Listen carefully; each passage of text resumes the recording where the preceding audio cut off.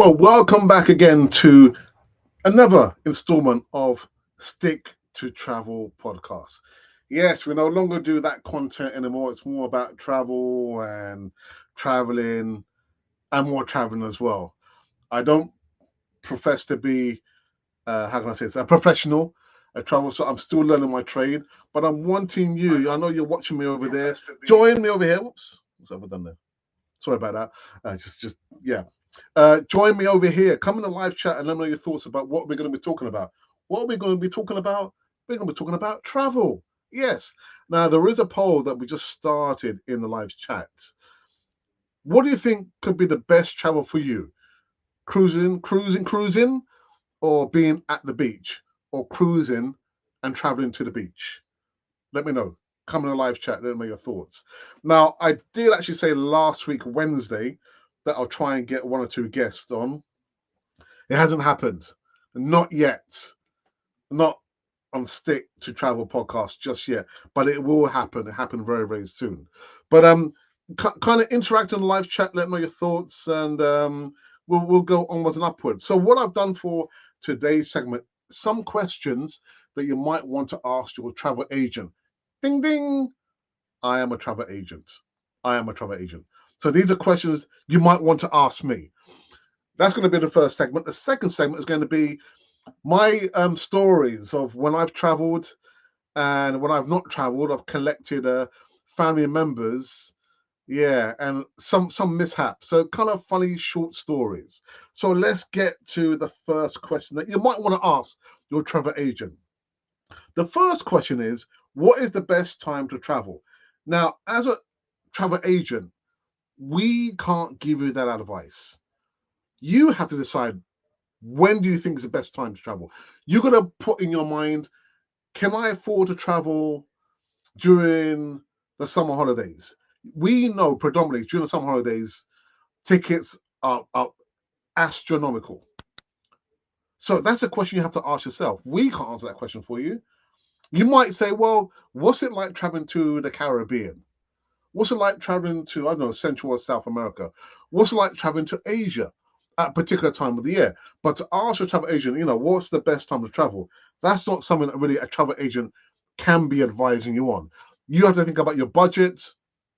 If you have a family, one or two children, maybe an adolescent, teenager that might just want to go off and do their own thing. So that's something you have to ask you, yourself, and your family. As a travel agent, we can't really give advice on that. The next question could be, what travel destinations do you recommend? Well, I've traveled to Central and South America. I've traveled to the Caribbean. I've not traveled to North America. Oh, actually, I have, but via being transit to travel to Central and South America. I've traveled to Australia, not been to New Zealand. Again, my number one destination I would love to travel to, tick it off my bucket list, would be Hawaii. I've always wanted to travel to Hawaii. Hence, I've got this shirt that I got from a particular store. I'm not going to mention the store. But yeah. Anyway, next question you might want to ask. Do I need travel insurance? Yes, you do. I spoke about this week before, the first installment on Stick to Travel podcast. You don't want to find yourself in a situation where you're saying to yourself, if only I brought travel insurance. If you're traveling for yourself, you're doing extreme sports, traveling with your family, you don't want to be in a position where you're saying to yourself, if only I only got travel insurance. So, a no-brainer. Do I need travel insurance? Yes, you do. It's a no-brainer. A no-brainer. Right. So now let me get on to funny travel stories. So you're looking at this picture with a car laden with luggage on top. Many, many years ago, when my parents went to the Caribbean, they went to Dominica. It's probably 88. And I remember driving up to Gatwick Airport. It wasn't Heathrow, it was Gatwick Airport on the M25.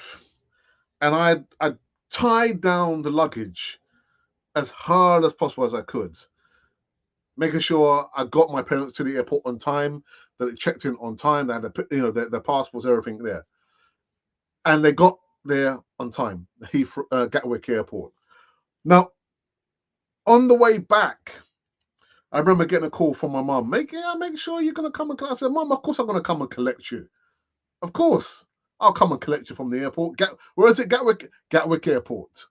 So drove up. I think they went away for like 3 or 4 weeks to Dominica. Remember driving up to Gatwick Airport, waiting at the gate, meeting and greeting my mum and my dad with all the luggage. I mean, those luggages back in those days didn't have wheels. You had to carry the luggage. There's not those wheels now you got on your suitcases there, right? They didn't have that in those days. We had to carry the heavy luggages, and there were quite a few. So got to the car. I was in a bit of a rush. I just did the best I could, to kind of tie down the luggage on top of the car. I didn't have a rack to put on the car. So we're driving down again back on the M25, heading back into London. And I'm noticing there's cars behind us that they come close and then they back off. I think, what's going on? So when we got to the petrol station, what I realized, I hadn't tied down the luggage, my mum and dad's suitcases, properly. And there was one hanging off the side of the car. That's why people were scared not to come too close to the car, being fearful that the luggage might fall off and hit the screen, the window screen. So there's a lesson for you. If you're traveling, make sure you've got, the proper luggage rack to put on top of your car, and fasten it down as much as possible. You don't want to be like me, an idiot, just getting a bit of twine, a bit of rope, and didn't do a proper job. That's a cocktail for disaster. Next story. Now, my mum, I don't think my mum's watching now, but hi, mum, if you are watching. This story here, again, linked to traveling to Dominica. This was probably the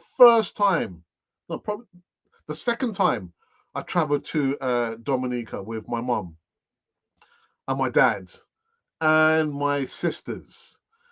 So we got to the airport. We had a layover of maybe 2 hours going to Antigua, connecting flights. And then we got the small Liat airplanes. Liat are actually going out of business. It's a very, very sad story. I might talk about it on another podcast. A small Liat airplane, island hopping airplane. So we get into the air. We've got our luggages and everything else. So I remember my mum was sat next to me, and I was there looking at the waves, the ocean below. I'm thinking, oh my goodness. So there was a bit of turbulence at the beginning. Then there was a lot of turbulence, and my mum started to panic. And this mum was saying, oh my goodness, are we going to die? I said, no, mum, we're not going to die, mum. We're not going to die. The next thing, and I kid you not, the pilot said, right, we have to land the plane at Guadalupe Island, because we have a problem with one of the engines. And as he said that, the engine stopped. And I was there praying. There's my mum panicking, saying, oh my goodness, are we going to die? I said, no, mum, we're not going to die, mum. We're not going to die. And you gotta visualize this. The Liat airplanes don't carry more than maybe 20 people, not more than that. So the other passengers listening to my mum saying, oh my goodness, are we going to die? And there I am. I must have been maybe, I don't know, 12, 13, saying, mum, no, we're not going to die. So when we eventually landed in Guadalupe, we looked out, and no word of a lie, as God is my I don't know, strike me down now, God. The tire, there was a flat tire. The plane had a flat tire, as well as they had like an engine failure because the propeller stopped. There was a flat tire on the Liat airplane. And there's a mum, are we going to die? Are we going to die? No, mum, we're not going to die. Oh my goodness, that was a trip and a half. The small island hopper Liat airplanes. Are we going to die? No, mum, we're not going to die. That's going to live long in the memory. Hi, mum. I'm not sure if mum's watching me now. Next story doesn't involve my mum, involves my wife. Hello, wife. I think my wife's probably listening. This is something that you must, there's a reason why you must have a checklist of things. Check, got passports, check we've got travel insurance, check we're traveling on the right dates, and also check you've got all your luggage. So, trip, my wife, not, actually, I didn't travel with my wife. My wife was going to Colombia. My wife's Colombian. And I think it was Heathrow. It was Heathrow Airport. Got to Heathrow Airport. And my wife said, oh, so we pack all the luggage? I said, of course we packed all the luggage. So we got to the airport, taking out the luggage. 1, 2, is that it, Alex? Only two luggage? I said, yeah, of course. What happened? We left one luggage behind. There was supposed to be 3 big luggages and my wife's small handbag. And I only packed 2 in the car. So can you imagine the panic on my wife's face? You only packed 2. I was thinking, well, yeah. So there was 3. So I packed the big luggages, but my wife did not take the 3rd one. Thinking, come on, you got to take responsibility. So make sure you got a checklist. Passports, check. Travel insurance, check. Money, check. Date traveling, check. Check all these things, including your luggage. Make sure you put all your luggage at the door, ready to be carted away and lifted away and taken by Alex. And what we had to do, we had to call the landlord to get into our flat, get the luggage, and get an Uber to Heathrow Airport. And that's why they say you've got to travel, arrive at the airport 4 hours before your departure, in case those things happen. Because those things do happen. How do I know? Because it happened to me. It happened to me. Next story. Basically, this is again about turbulence, and I've just spoken about my mum panicking the second time we went to Dominica, a small Liat iron hopping airplane. We had to stop off at Guadalupe Island because we have a slight problem with the engine, and the engine stops, and we all bundled out of the airplane just to see that there was a flat tire. Now, probably the worst turbulence that I've ever experience was when I was coming back from Australia. And we were making the approach to Heathrow. And all of a sudden, the airplane probably, I don't know, maybe 200 feet. So what happened was, I remember we were making the approach, they were turning around, and then you could feel like we came through the clouds, of course, with a little bit of turbulence, and all of a sudden there's a bit more turbulence, and all of a sudden the plane plummeted 200 feet. Now, I've not spoken about this before. I haven't spoken about this before. Maybe my wife's probably listening. I've not spoken about this before, and I was really, really scared. 200 feet, the airplane had plummeted. 200 feet. And I was there with my friend I used to work with in retail. I was thinking, oh my goodness. Actually, I didn't really have enough time to even think. I was just scared. We were all scared of hearing the screams of people, including men. Turbulence is probably one of the worst experiences that I've experienced being on an airplane. Any more stories?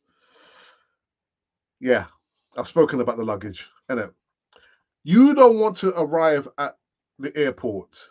You know, with the restrictions, you're talking about EasyJet, could be, and other airlines. And you're approaching. Who's next? You come through. Yeah, passports, okay, luggage, and you have overladen your luggage, which means you've overpacked your luggage, and you've got to pay the excess fee. Now, EasyJet are notorious, like Ryanair, are notorious for asking you to pay for everything apart from breathing. Everything apart from breathing. So make sure that when you pack your luggage, that you are within the allowance of luggage. This poor guy here is probably thinking, oh, I've carried too much. Yeah, you've carried too much luggage. If you're like that, it's too late, man. If you're at the airport, it's too late. One of the last times I went to Costa Rica, Actually, it was the year that my father passed away, 2009. You know, my ex-students drove me to Juan Santa Maria airport in San Jose. Got to the airport. He couldn't go through because it was only passengers. I said my goodbyes. Got to the gate. What happened? My luggage was over the limit. And what did I have to do? I had to bung my clothes in the bin. I had to throw a lot of my clothes in the bin just to make sure I was within the limit. I don't know how that happened.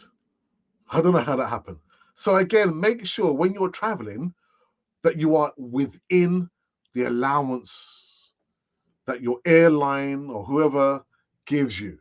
Use it's 23 kg. 23 kg. Any more slides? We're done on this one. Just over 15 minutes. So, you know, there is an opportunity. If you wanted to join us, you're probably thinking, join on what, Alex? You can send me an email. Alex_35956 at yahoo.com,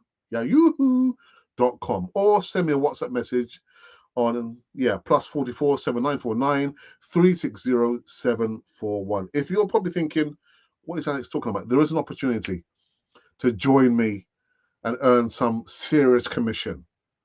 Again, drop me either an email or WhatsApp. I promise to respond inside, let's say, like five hours or less. But yeah, those stories, man, those stories are gonna live long in the memory. You know, just thinking about those cars in my mind. I was thinking the cars are they're coming close and then they're backing off. Stops at the petrol station. I was thinking, oh my goodness. I don't know whether my dad's luggage or my mom's luggage was hanging off the side because I hadn't tied it down properly. You don't want to be doing that, man. You don't want to be doing that. So what I'm going to do, I'm going to play a little bit of this music. Is it this one here? I love this music, man. I love this music over here. Anyway, this has been Stick to Travel podcast. I shall see you for the next one. The next one will be next week Wednesday. Until then, bye-bye. Safe journey wherever you're traveling in this world of ours. And this, again, has been Stick to Travel podcast. See you later.